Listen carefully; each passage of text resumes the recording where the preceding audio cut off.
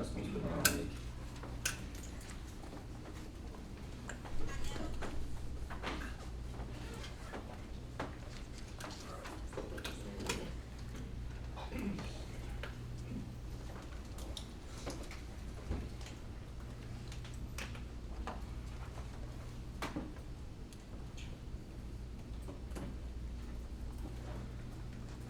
All right, so I want to talk a little bit about, it's almost halftime of the year, right? It's 2026, it's almost halfway through. Obviously, we're in the summer, it kind of flies through, and then get back into the fall where that's where the kind of Primerica season starts up again. Not saying our summer months are slow, they're not, they actually go very fast, but people pick back up in the fall. So we have to make some adjustments here, and we'll start with this one. I think I like to focus on a couple things. I'm a very simple person, and I want to talk about showing up to the meeting. So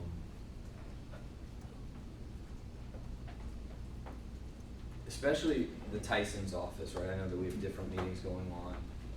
Our entire business revolves around Saturday morning. That's us. Okay, now we do other things. We have this Monday meeting, we have other huddles and stuff like that. But for us, our entire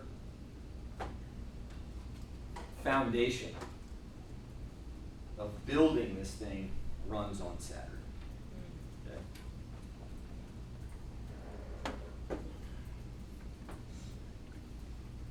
Why is that?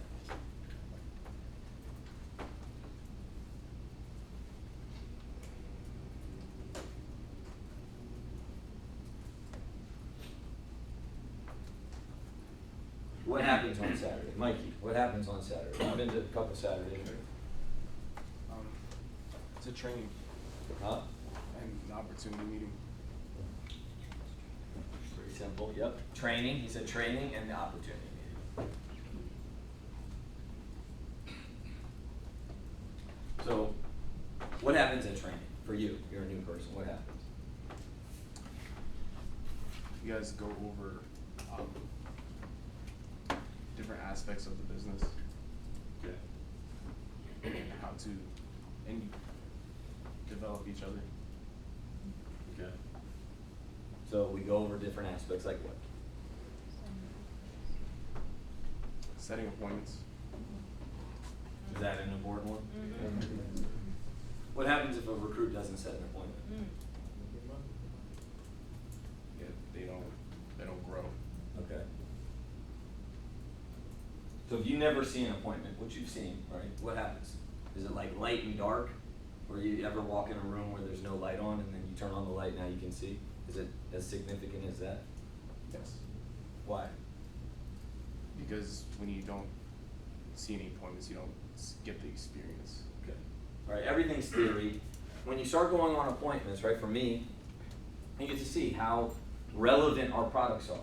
You get to see your trainer in action, right? And so when everything that we do, when we recognize people for closing business and they say, oh, I replaced a whole life, or I did this, or they had group, or we didn't think this person would get approved, and you know, they see, oh wow, there's 10, 12 sales, it builds belief. And if they're like a normal person, like Mikey, right, I don't care what they say or how they look, they're terrified to set an appointment. I didn't say they're nervous. I said they're terrified. Scared to death. They're so scared that they'll make up funny excuses on why they're not going to set an appointment.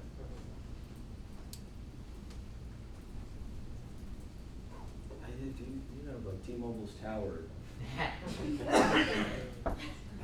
having this 5G issue? Oh my goodness. It's crazy. Right?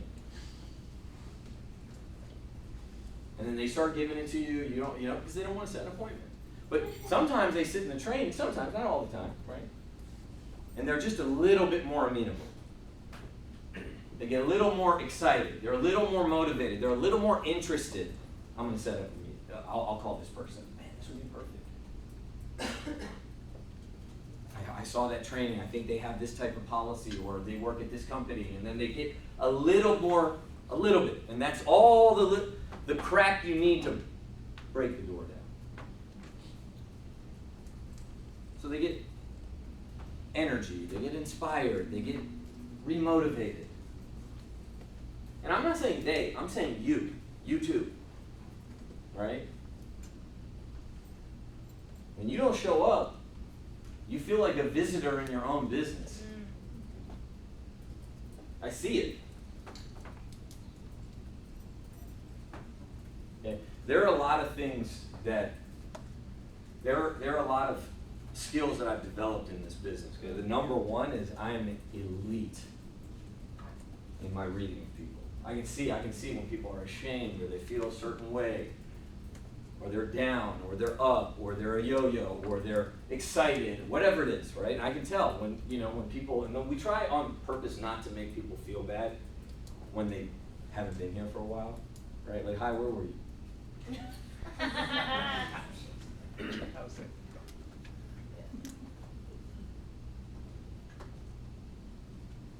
I did that to break the ice. But we know, right? We know. We're a little community, man. You know it too. All right, because none of what we teach in this room matters if you're not in this room. Okay? I emphasize the word teach, right?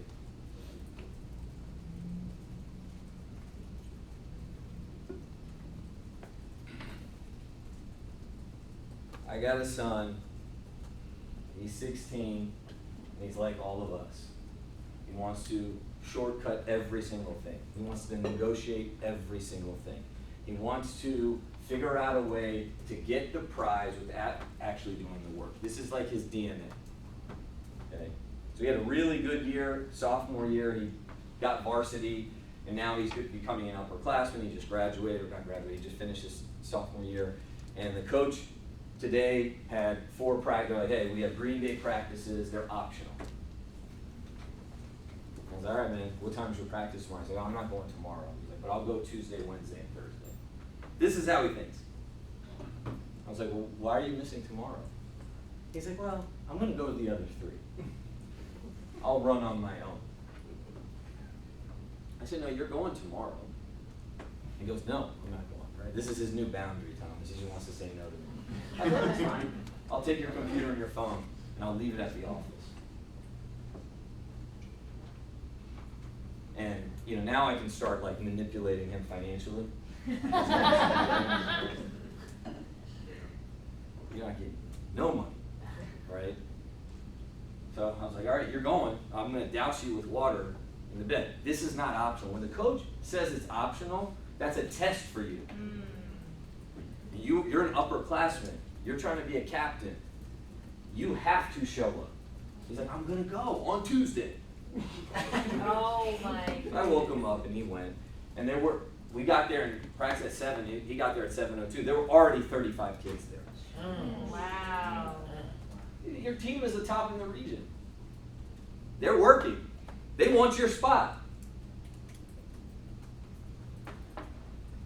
And then after I pick him back up, bring him home, I was like, hey, how was practice? It was good. I was like, you're welcome. He goes, thank you. All right, which is as much as I'm ever going to get. But he said thank you because then, hey, can I go to IHOP? Can I have $20? So, first, we want you to show up here physically. Now, let's see how many of you cannot miss a Saturday for the rest of the year.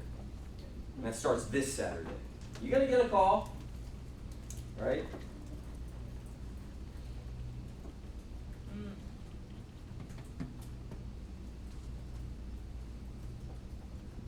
Mentally. Then you're here, you're taking notes, you're getting better. And then consistently.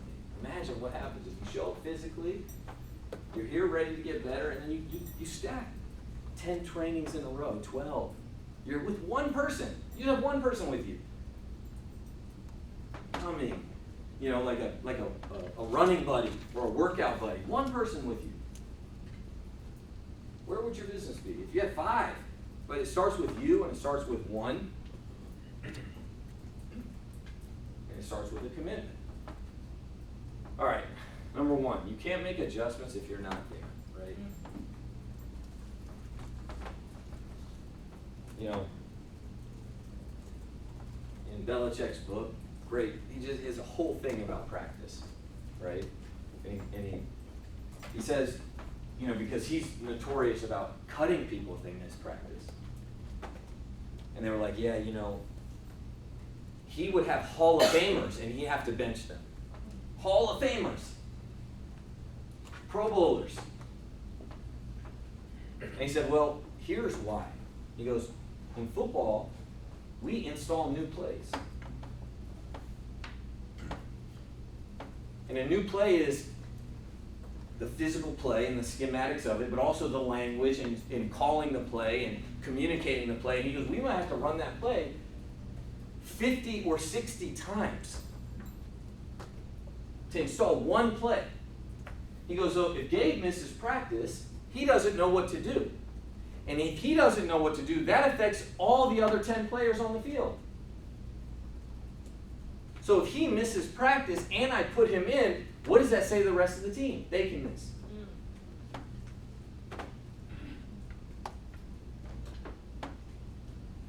And if you have people, he goes, you've already lost before you even take the field if you have people missing practice and they're in the game.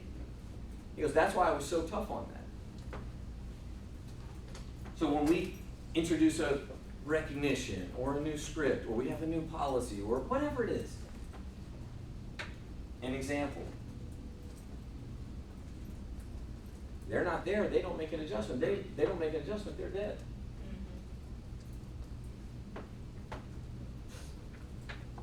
You won't feel worthy if you're not here. Right? You know, like, and I'm not going to get weird about it, but there's a big concept in self-improvement, right? And, you know, Xander, I know you're reading stuff about this. It's called the subconscious mind, right? They said the subconscious mind is more powerful than your actual mind. And it's like a computer. And it has zero discernment. So whatever you tell it, it actually believes, right? And that's why, like, there's this, and I believe it. I'm not weird about it, right? Like, I don't want to, like, light candles and hold hands. But I do believe in affirmations. I do believe that you should have a healthy confidence. But for me, my confidence actually comes from doing the work, right? Like, if we don't work, we don't set appointments, we don't show up, but we say, you know, I'm going to make $1 million. That's delusion for me personally. But I do believe that you should talk positively to yourself. You should have vision boards. You should have goals. You should have something you're working towards. I believe in that absolutely. All right. So in the book, Be Like Mike, right? Great book, old book. A lot of you guys don't know who Michael Jordan is, right? Oh yeah, he's a guy in Creed.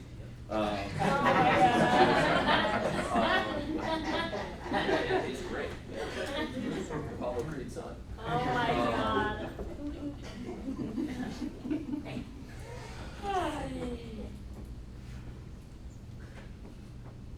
But he had headphones on in the game. And there's a whole chapter about this. And this guy was all about it. Like, he had a positive thinking coach.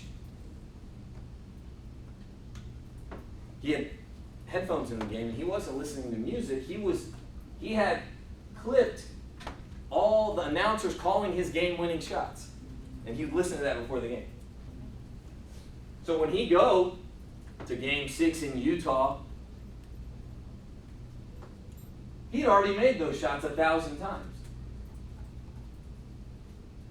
Because he believed that, you know, so you're sitting in the meeting, you're making progress, you're hearing something, you're watching examples, you're seeing it.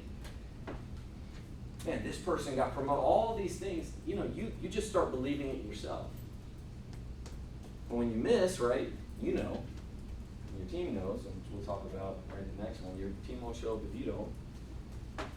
Right? Leadership is not a title, it's a behavior. that people watch and mirror.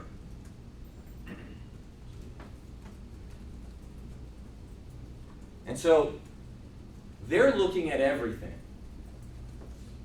They look at your energy level, they look at how you're dressed, they look at, are you walking fast? They look at your posture.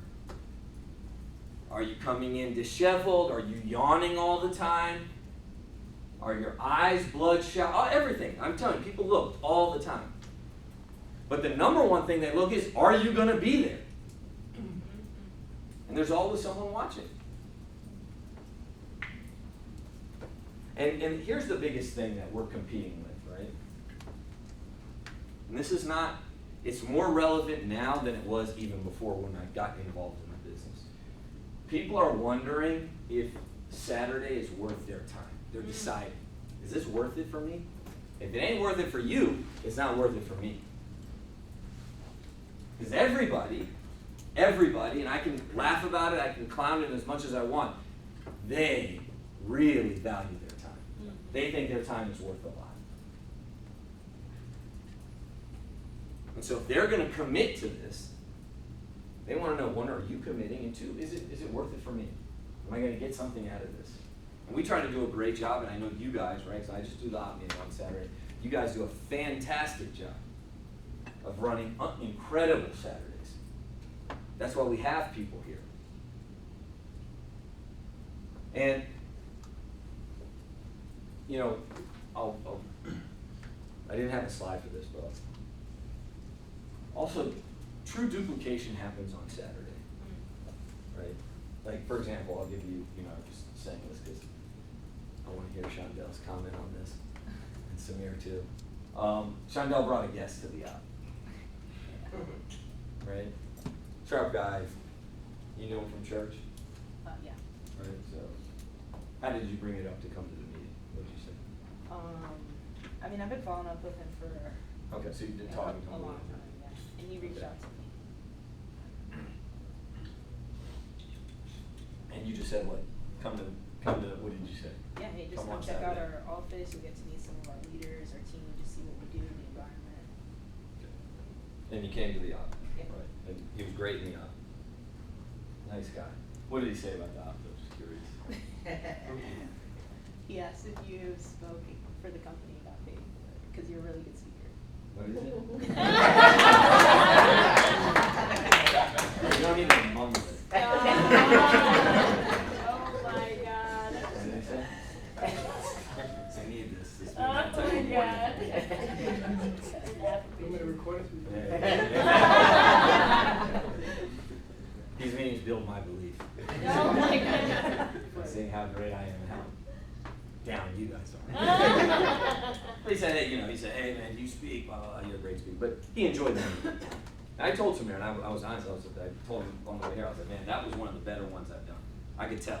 And it wasn't a big group, it was like 10 or 11 people, but it was just very interactive. People were laughing, had a lot of questions. I could tell people by the body language and reaction, they were getting a lot out of the meeting. When I say true duplicate, like, do you have to say anything to him? No. See, a lot of you guys, and look, I see it in the office. I'm not telling you to change anything you're doing. I'm just saying, everything you're doing should revolve, though, around people coming to Saturday. So if you go on a lot of appointments, get them here. If you're interviewing people, eventually get them here. Because you don't have to say anything. If I hire John, and I say, hey, John, and he sees me do 20, like, I shared an office in Florida with $1 million earner, Jerry and Rhonda Byer, okay? And we have a little office, it's 3 of us. And they bought a TV, and when they bring somebody for an interview, the first 20 minutes they make Gabe watch the video. It's a video on a TV. And I'm like, that's a little cringy to me and impersonal. I asked Ron, because me and her were really close, I said, why would you do that? He goes, this is duplicatable. He goes, I'm going to talk to her afterwards, but I want to see, I don't want someone think, this is how we recruit people. Because we didn't have enough people for an op meeting, so she wanted to do the video. We have enough people for an op meeting. But we're foregoing that. For what? I don't know. It's like the quickest way to grow your business and also our training, right? What did I say about leadership? when I built my business, right, when I had a big, I mean, we had like 5, 6 people that have 3, 4, 5 personal guests every meeting. So when we had 30 to 50 guests a week, it wasn't everybody had 1 or 2. It was like a coalition of people. And then I bring Gabe in and say, hey man, this is how we recruit people. This is how we bring people. I have 5 or 6, and it taught him high numbers, and we competed on it. And our top guest bringer was like, we used to give him a game ball, all this stuff. When there are no people on Saturday, the whole system falls apart. Who's making sales? Who's bringing people? Who has people in licensing class? Who went on appointments this week? It was a celebration of the weekly activity. That is what Saturday is. And then we chalk it up, we tee it up, and we run it back, and we go and we set appointments. So when you miss 1 or 2, or Bruce would say this, if they miss 3 in a row, they're dead. They're not even in the business. They quit. And you beat 50% of people just by showing up. Okay, now I'm going to go through a couple questions when we hire somebody.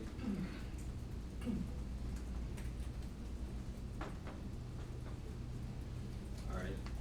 Because this is not something you can just boss people around to show up. I wish you could, you can. But you can get commitments and discuss a little bit before. Like I've heard people in our office, they do meetings and they say they never have to show up to training. Oh Yeah, they say, oh no, you don't have to show up. Why would you say that? You're shooting them right in the face. Now, I don't think like you should do what Jen does and say, hey, you need to show up every Saturday until you die. Right? That's an extreme example. Right? But I don't think you should say you never need to show up. Right, by the way, I'm gonna change gears here. So, when did we start posting, I don't know, Samir, if you've noticed this, but I noticed this. When did we start posting how quick the people finish their exam and their score? And why are we doing that? Sushil? Are you trying to make this a South Asian competition? You want to do spelling bee too? No.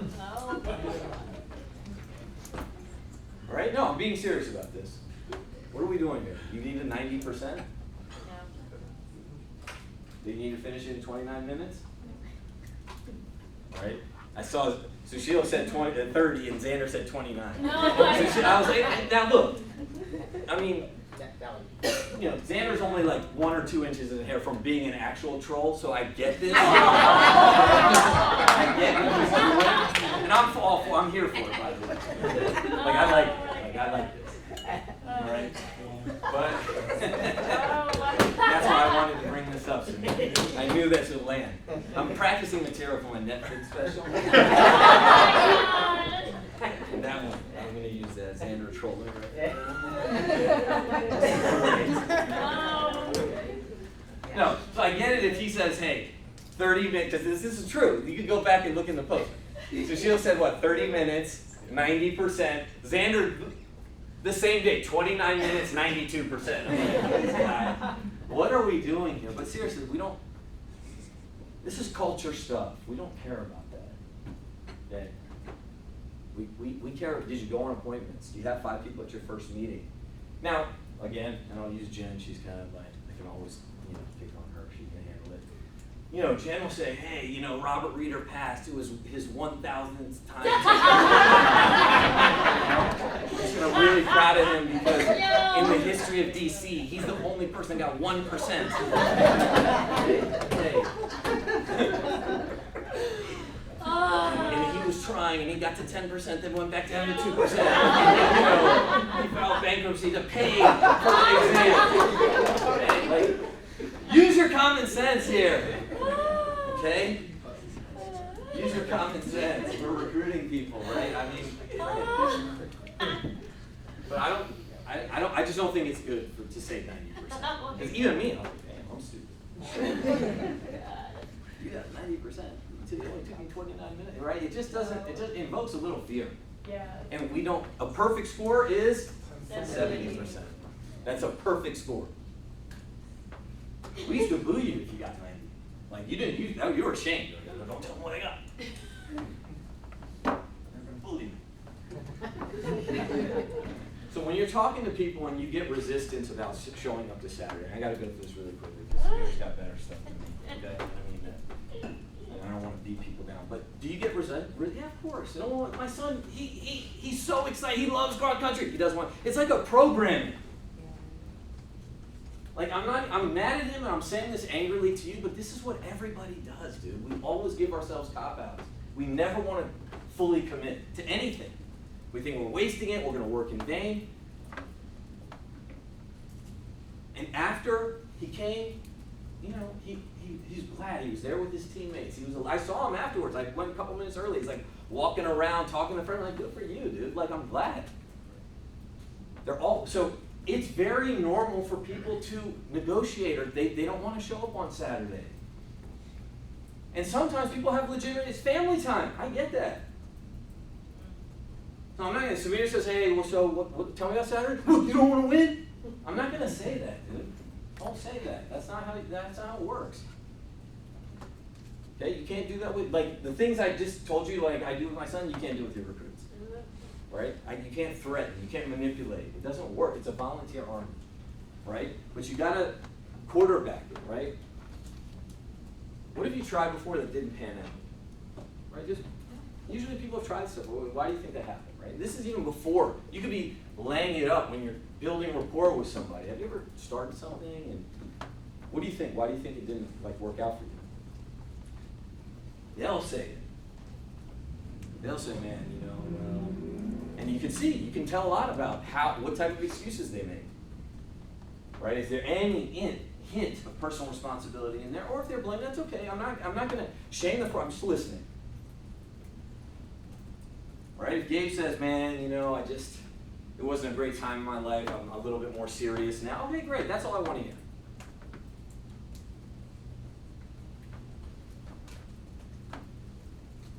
What would have to happen for you to look back and say you gave this a real shot? Not a halfway attempt, but like a real one.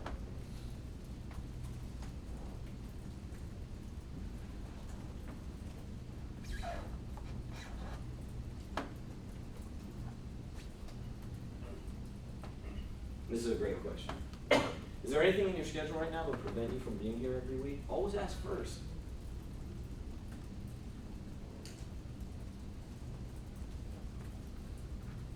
And if they say, yeah, okay, so and then you kind of, hey, so is it something we can work around? Is it just temporary? You can tell I can't get upset. Okay. Then you gotta pivot. This is kind of a variation of that first question. What has gotten in the way of commitments like this for you in the past, and what's gonna be different this time?